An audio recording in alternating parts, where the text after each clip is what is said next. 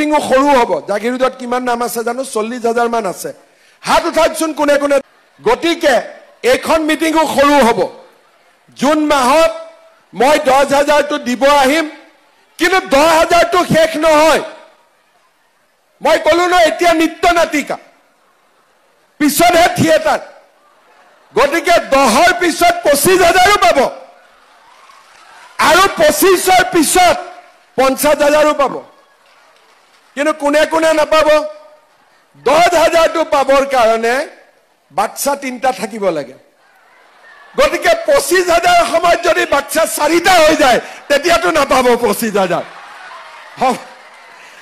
যোৱা পৰহি দিনাখন মই কলিয়াবৰত আছিলো এটা আমাৰ মুছলমান সম্প্ৰদায় লৰা আমাৰ কৰ্মী বোলে দাদা এতিয়াতো মোৰ 2টা বাচ্চা হল 2টাই ছোৱালী হল এটাতো লৰা লাগিব এটা কি কৰা যাব মই ঠিক আছে আৰু এটা চেষ্টা কৰ আল্লাহ দিলে লৰা হ'ব দে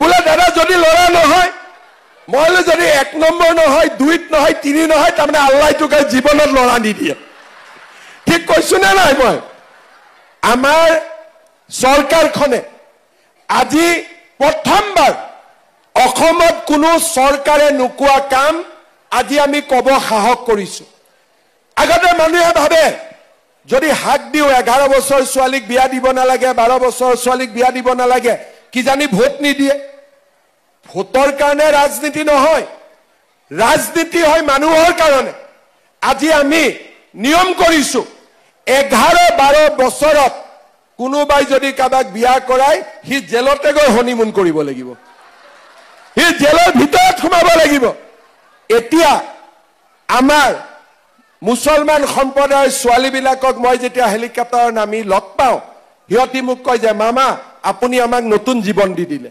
নহলে বাবাই আমাক বিয়া দি দিলে তেতিয়া আপোনাৰ ভয়ত বিয়া দিয়া নাই মই ঠিক কৈছো না নাই আপোনালোকে শুনা পায় না নাই এইবোৰ কথা আজি তাৰ ফলত যোৱাকালি এটা লৰাই কৈছে যে আপুনি অৰুণোদয় দি আমাৰ মহিলাবিলাকক বেয়া কৰি দিলে আমাৰ কথা নুশুনে মানে হয় নেকি তেতিয়া ভৱিষ্যতে অৰুণোদয় ডাবল কৰি দিব লাগিব যাতে তহঁতৰ কথা একো নুশুনা হৈ যায় কথাটো কি মহিলা গৰাকীয়ে বাচ্চা জন্ম নিদিয়ে হিয়তি দিব খুজে বাচ্চা জন্ম হেতুহে কথা নুশুনে বেলেগটো নাই আৰে নি পালো আৰু লগতে আমি গেছো 650 টকা আৰু 250 টকাত পালো কলেজতো এডমিশন বিনামূলীয়া হল আৰু আবাস যোজনাৰ ঘৰ পাবৰ কাৰণেও কাকো এটকাও ঘোষ দিয়াৰ দৰকাৰ নহব শ্ৰদ্ধাৰ ৰাইজ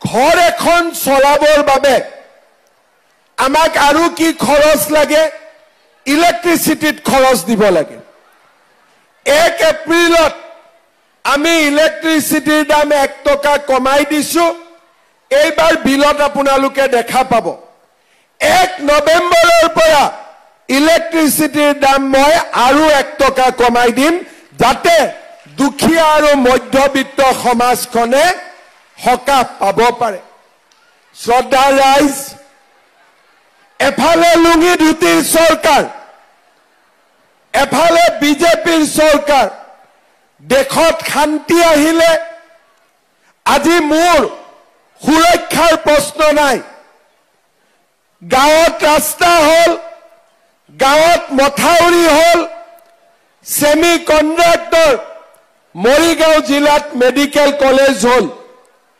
উন্নয়ন দুৰন্ত গতিত কোনেও আগত চিন্তা কৰিব পৰা নাছিল যে মৰিগাঁও জিলালৈ উন্নয়নৰ ঢল এনেকে নামি আহিব পাৰে মই চেষ্টা কৰিছো এই বছৰৰ ভিতৰতে জাগিৰোডৰ পৰা লাহৰীঘাটৰ পৰা দৰঙৰ পৰা ভূটানলৈকে আগত হোৱা নাছিল তাৰ লগত দুখীয়া মধ্যবিত্ত কাৰোবাৰ ঘৰত 3টা ল'ৰা ছোৱালী আছে কলেজত এডমিশন দিবৰ কাৰণে লাগে 30,000 টকা এতিয়া 30,000 টকা দিব নালাগে তাৰ মানে বছৰত 3,000 টকা বাচি গল 1250 অৰুণোদয় পালো 12 মাহত অৰুণোদয়ে গৈ পেলাই আমাৰ 16-20 হাজাৰ টকালৈকে গৈ পালে। আজি আপোনালোকে চিন্তা কৰক, দালি, নিমখ, চেনি, গেছৰ কম দাম, আৰু ছোৱালীজনীক কলেজত পঢ়াৰ খৰচো মামাই দি আছে, দেউতাক মাকে দিব নালাগে। ক্লাছ 9ৰ ছোৱালীজনীকো চাইকেল মামাই দিছে। আৰু এইবাৰ আৰু এটা নিয়ম কৰিব খুজিছো। আগতে আমি যেতিয়া ঘৰত যাওঁ, মায়ে মেট্ৰিকৰ আগত গাখীৰ খাব দিয়ে। কিমান গাখীৰ খাম আৰু, মাক কওঁ গাখীৰ নাখাওঁ। এতিয়া ডাঙৰ হৈ বুজিলো, মায়ে আমাক গাখীৰ দিয়ে, আমি গাখীৰ নাখাওঁ। বহুত মাকে ল'ৰাক গাখীৰ খুৱাব খোজে, ঘৰত গাখীৰ নাই। হয়নে নহয়? আজি মেট্ৰিক দিব ল'ৰাটোৱে, মাকৰ মন যায় নে নাযায় গাখীৰ এগিলাচ ল'ৰাটোক খুৱাবৰ কাৰণে? যায় নে নাযায়? কিন্তু পইচাওতো লাগিব। এতিয়া মই নিয়ম কৰিছো, মেট্ৰিকৰ কেণ্ডিডেটক যাতে মাকে গাখীৰ এগিলাচ খুৱাব পাৰে, মাহত 300 টকাকৈ তাৰ একাউণ্টত মেট্ৰিক পৰীক্ষা নোহোৱালৈকে জমা দিম। ভাল হ'ব নে বেয়া হ'ব? লুঙিতকৈ ভাল বেয়া হ'ব নে বেয়া হ'ব? ধুতিতকৈ ভাল হ'ব নে বেয়া হ'ব? শ্ৰদ্ধা ৰাইজ, এডিআৰিৰ আমি পৰীক্ষা পাতো, 3rd গ্ৰেড 4th গ্ৰেডৰ পৰীক্ষা। যদি ফিজ লওঁ, কেণ্ডিডেট হয় 4 লাখ, আৰু যদি ফিজ নলওঁ, কেণ্ডিডেট হয় 12 লাখ। ফিজ কিমান? 400 টকা।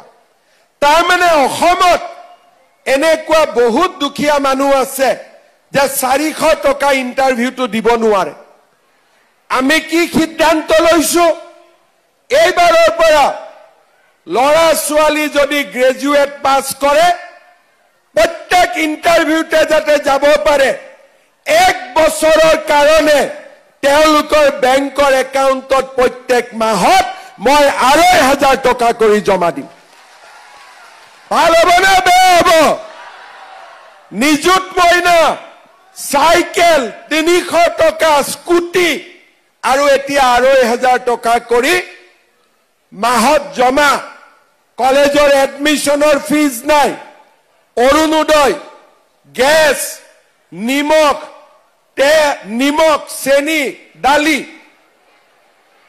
তেলটো ওলাই গৈছিল নে মুখেদি, সেইকাৰণে ৰখাই দিছো, নহ'লে আকৌ জাৰ্নেলিষ্ট বিলাকে ল'ব নহয় পিছত। মই এতিয়া ৰাইজক কৈ আছো যে এই 5 বছৰটো মই প্ৰথম মুখ্যমন্ত্ৰী